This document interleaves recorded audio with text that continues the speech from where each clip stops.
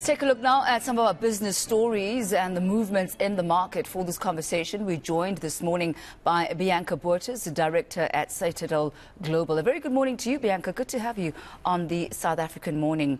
Looking at the JSE, it enjoyed a second day of gains. Perhaps if you could take us through some of the main drivers, specifically locally, as well as those on the international front for this performance. Good morning to you and the viewers.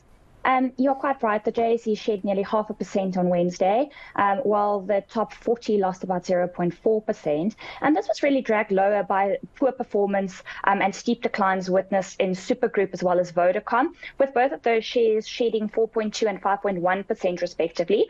We also saw resources trading in the red, and that's really due to the current noise in the market relating to job losses, relating to load shedding, and those factors are really compounding on the JSE at the moment.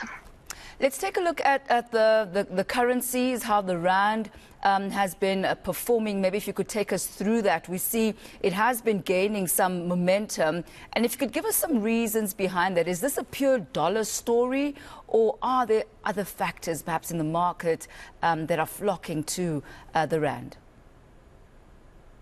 So it's very interesting when it comes to the rand. Last week, the rand was one of the poorest performing emerging market currencies.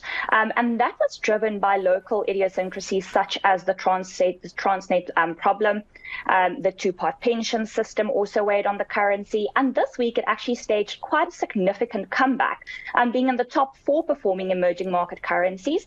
And this is rather driven by a softer dollar and the broadly perceived narrative that central banks have now come to the end of their rate hiking cycles.